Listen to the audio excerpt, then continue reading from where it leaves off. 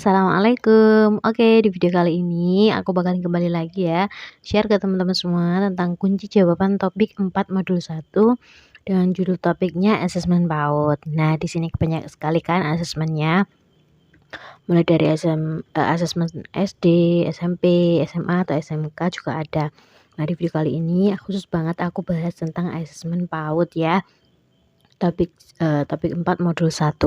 Oh ya, untuk topik-topik yang lain teman-teman bisa langsung lihat aja di playlist aku di PMM, dan mungkin ada beberapa topik yang aku loncati.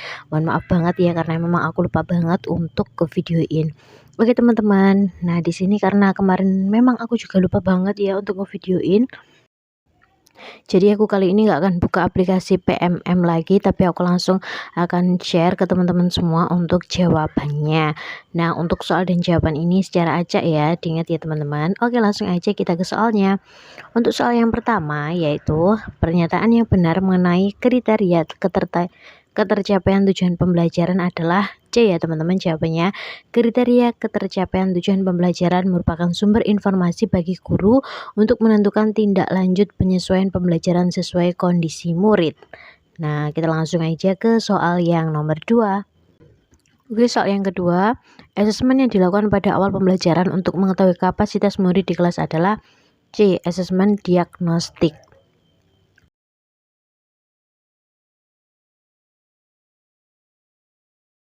Oke, lanjut ke soal yang ketiga.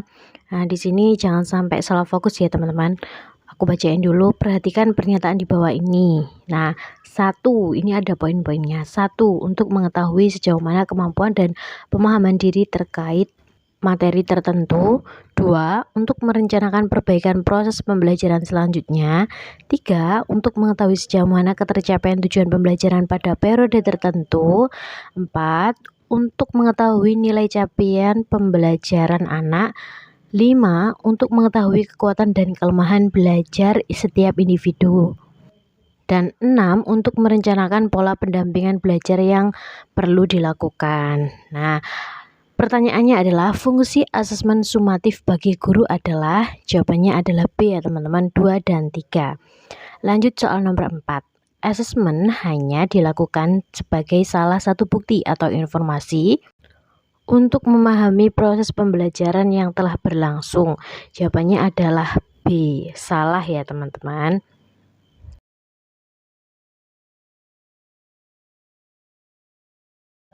Oke, lanjut ke soal yang kelima. Nah, di sini juga ada poin-poinnya ya. Aku bacain dulu. Pak Denji adalah seorang guru baru. Ia masih kesulitan untuk memahami kaitan antara capaian pembelajaran dan tujuan pembelajaran dalam kurikulum dengan asesmen. Nah, di sini ada poin-poinnya ya teman-teman. 1, Pak Denji menuliskan langkah-langkah agar dapat membantu ia memahami menelaah capaian pembelajaran. 2, menurunkan capaian pembelajaran menjadi alur tujuan pembelajaran menjadi alur tujuan pembelajaran dan tujuan pembelajaran. 4, dari indikator asesmen diturunkan menjadi kriteria ketercapaian tujuan pembelajaran. 5, menurunkan tujuan pembelajaran menjadi indikator asesmen. 6, mendiagnosis penguasaan murid dengan bantuan kriteria ketercapaian tujuan pembelajaran. Dan 7, menentukan intervensi pembelajaran yang sesuai. Pertanyaannya adalah langkah-langkah yang tepat dan sesuai urutan adalah. Nah, di sini jawabannya adalah D ya teman-teman. 1, 2, 5, 4, 3, 6, 7. Kita lanjut ke soal nomor 6. Pak Ian ingin mengetahui capaian hasil belajar muridnya di materi IPA. Ia juga ingin melihat kekuatan dan kelemahan belajar pada murid. Manakah asesmen di bawah ini yang dapat dilakukan oleh Pak Ian? Jawabannya adalah A ya teman-teman. Murid mengerjakan proyek IPA, kemudian Pak Ian memeriksa dan menilai produk akhir yang dihasilkan dari proyek yang dikerjakan. Lanjut ke nomor 7. Nah, ini ada poin-poinnya juga. Perhatikan pernyataan di bawah ini. 1, dapat digunakan sebagai umpan balik perbaikan pembelajaran. 2. Dapat digunakan untuk memetakan perkembangan proses belajar murid. 3. Dapat digunakan sebagai alat untuk menentukan kualitas guru. 4. Dapat digunakan untuk bahan evaluasi diri guru dalam meningkatkan mutu pembelajaran. 5. Dapat digunakan untuk mengetahui hasil belajar murid pada akhir proses pembelajaran saja. Pernyataan yang tepat terkait fungsi asesmen adalah jawabannya adalah C ya teman-teman, nomor 1, 2, dan 4.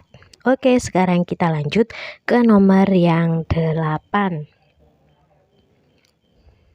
Nah, untuk nomor 8 ini sendiri pertanyaannya adalah peran asesmen dalam implementasi kurikulum di kelas adalah D. Membantu guru untuk menentukan strategi pembelajaran selanjutnya.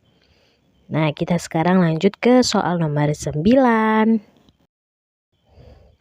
Dalam melakukan penilaian hasil belajar murid pada mata pelajaran IPA, Pak Adit menggunakan tes tertulis sebagai satu-satunya alat ukur untuk mengukur kompetensi murid.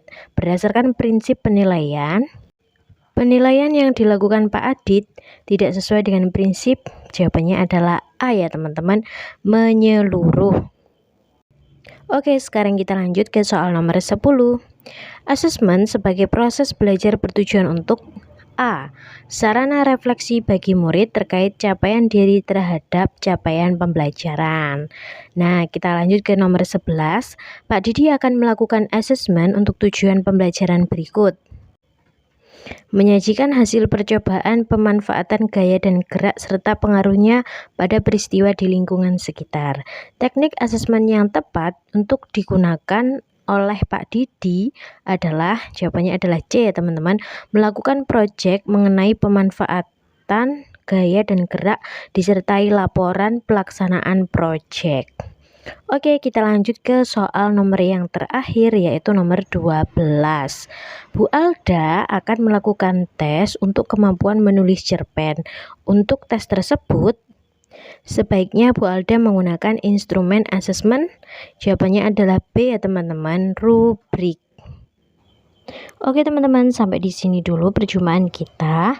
Nah, untuk modul 1 kalian bisa lihat di video sebelumnya ya, atau bisa lihat juga langsung di playlist aku yang judulnya PMM. Tidak hanya kunci jawaban, di playlist aku PMM itu kalian juga bisa melihat aksi nyata yang sudah aku kerjakan. Oke, terima kasih sudah lihat video ini. Assalamualaikum warahmatullahi wabarakatuh. Sampai jumpa di video selanjutnya.